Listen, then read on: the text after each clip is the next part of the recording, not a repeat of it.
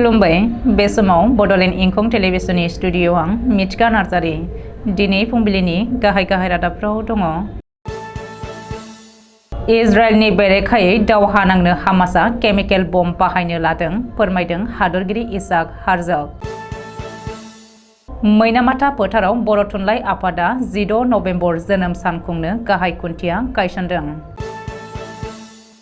रैखाथि मन्त्रि राजनाथ सिंहआ साननैनि हाबाफारिजों आसाम आरो अरुणाचल प्रदेशआव दावबायफैदों।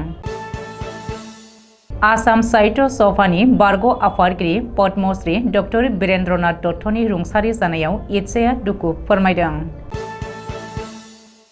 क'क्राझारनि गोबां दुर्गा फुजा मण्डपफोराव हाग्रामा महिलारि। 2024-2025 मायथाइनि थाखाय JNVआव थाखो 11नि अनलाइन आर'जलाइ होनाया सोलिगासिनो। आसाम स्टेट प्रिमियार लीगआ गसाइगावनि रायमना गेलेग्रा फोथाराव खुंफुंजागोन। रुपहि बिया बाथौ सिबिसालियाव खाथि माइनाव खेराइ फोरबो फालिथाइ आरो मेला हाबाफारि। दानिया फैदोनि आबुं रादाबाव।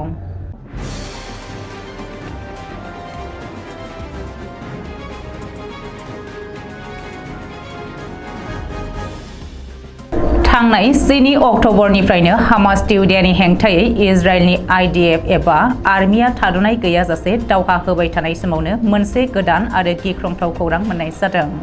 इजराइलनि बेरेखायै दावहा होनो थाखाय हामास इहुदियाफोरा केमिकेल बमा बानायदों। बे बाथ्राखौ रबिबारखालि इजराइलनि हादरगिरि इसाक हार्जगआ खौरांगिरिनि सिगाङाव फोरमायदों। ओजोंहाय गुबुन गुबुन हादरनिफ्राय इजिप्टनि लामाजों फैनाय अनसुंथाइखौबो गाजासिम लाबोनाय जानाय नङा होननानै इजराइलनि हादरगिरि इसाक हार्जगआ फोरमायबावदों। मानो होनोब्ला गाजानि हामास इहुदियाफोरा इजराइलनि गासै सा 1400निबो बांसिन सुबुंखौ बुथारबाय आरो सा 202खौ गाजायाव लांनानै दोनहैदों। अदेबानि दासिमाव फिलिस्टाइननि गाजायाव दासिम सा 4600निबो बांसिन सुबुङा इजराइल आर्मिनि एयार स्ट्राइक आरो बम गावनायाव थैनांबाय आरो गोबां बिल्डिं न'फोरा थेर-बेथेर जाबाय। अब्लाबो नाथाय इजराइलनि आर्मिया जिरायनानै थायाखै। सुलुङाव फोरमायथिनाय बायदिब्ला थांनाय 24 घन्टायाव फिलिस्टाइननि गाजायाव इजराइल आर्मिया बमा गावनानै सा 400 सुबुंखौ बुथारबाय। बाक्सानि कारिजा बिजनीनि मैनामाथा फोथाराव बर' थुनलाइ आफादनि 72थि 16 नभेम्बर बर' थुनलाइ आफादनि जोनोम सान फालिथाइ आरो 25थि कारिजा बिजनी गुदि बर' थुनलाइ आफादनि बोसोरारि जथुमा खुंफुंनो थाखाय गोख्रों लाहार-फाहार खालामदों। कारिजा बिजनी प्राइमारि बर' थुनलाइ आफादनि बानजायनायाव काजियामाटी गामियाव गाजा-गोमजायै खुंफुंनाय जागोन बर' थुनलाइ आफादनि जोनोम सानखौ। फैगौ 15 आरो 16 नभेम्बर खालि साननैनि मेहेरगोनां हाबाफारिजों खुंफुंनाय जागोन बर' थुनलाइ आफादनि 72थि गायसन सानखौ। बर' थुनलाइ आफादनि खुंफुंनो गोनां हाबाफारिनि थाखाय समबारखालि लाइ खुन्थिया एबा गाहाय खुन्थियाखौ गायसननाय जादों। मिरुनि रैखाथि बिफाननि मन्त्रि राजनाथ सिंहआ साननैनि हाबाफारिजों आसाम आरो अरुणाचल प्रदेशआव दावबायफैदों। समबारखालि नवरात्रि तिथियाव दुर्गा फुजा फोरबो फालिनायजों लोगोसे राजनाथ सिंहआ तेजपुर आर्मी बादियाव बयबो जवानफोरखौ लोगो हमनायजों लोगोसेनो चाइनाजों माबायदि फेर फाथिनांगौ बेनि गोसो फुदुंनानै जवानफोरखौ इसारा गोसोनि बोलो फोराफैदों राजनाथ सिंहआ। बेनि उनाव मंगलबारखालि 24 अक्ट'बराव अरुणाचल प्रदेशआव दहचरा एबा दुर्गा फुजाखौ आर्मी जवानफोरजोंनो जयै फालिगोन होननानै सुलुङाव मिथिहोदों। अराय सिबिजाथाव गेदेमा सोलोंथाइगिरि सुबुं हारिमुनि बिजिरसंगिरि पण्डित मेथाइ सुजुगिरि देंखोगिरि असम साहित्य सभानि बारग' आफादगिरि भारत सरकारनि पद्मश्री बान्था मोनगिरि आरो गुवाहाटी मुलुगसोलोंसालिनि आजिरा मोननाय बिबुंग्रा डक्टर बीरेन्द्रनाथ दत्तआ रुंसारि जानाय खौरांखौ मोननानै जोबोद दुखु मोननायखौ फोरमायहरदों थागिबि जनजाति साहित्य सभा एबा आसाम इटसेआ।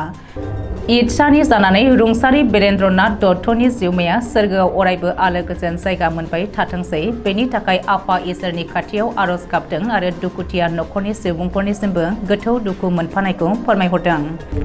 बेनि थाखाय आफा इसोरनि खाथियाव आर'ज गाबदों आरो दुखुथिया नखरनि सुबुंफोरनिसिमबो गोथौ दुखु मोनफानायखौ फोरमायहरदों।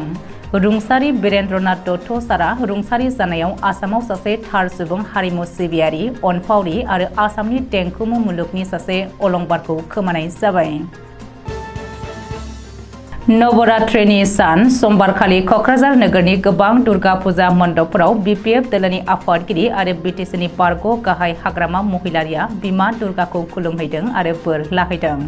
नवरात्रि सानाव क'क्राझार नोगोरनि दुर्गा फुजा मण्डपफोराव नुजाहैनानै बिमा दुर्गाखौ सिबिनो आरो खुलुमहैनानै हाग्रामा महिलारिया गावनि गोजोननाय आरो बयनिसिमबो सिबिनायखौ बावहरदों गावनि फेसबुक पेजनि गेजेरजों। सोलोंथाइ बोसोर 2024-2025 मायथाइनि थाखाय चिरां जिल्लानि बिजनी खामारगुरियाव थानाय JNV एबा जवाहर नवोदया बिद्यालयाव जिसे थाखोनि मुं थिसननाय एबा एडमिशननि अनलाइन आर'जलाइ होनाया सोलिगासिनो दङ। बे अनलाइन आर'जलाइ होनाया फैगौ 31 अक्ट'बर 2023 खालारानो जोबथा खालार। गोसो गोनां फरायसा बिजाथिफोरा अनलाइन आर'जलाइखौ जवाहर नवोदया बिद्यालयनि वेबसाइटआव थांनानै आर'जलाइ होनो हागोन। गोनोखो आरो फालांगियारि आयदानि सायाव फरायनो गोसो गुदुं फरायसाफ्रा बे खाबुखौ लानो हागोन होननानै जवाहर नवोदया बिद्यालयनि गोरायुं UC प्रजापतिया मिथिहोदों। क'क्राझार जिल्ला गसाइगाव ओनसोलनि जोलुर गेलेनायखौ नायनो मोजां मोनग्रा रायजो राजाफोरनि थाखाय मोनसे गोजोनथाव खौरां।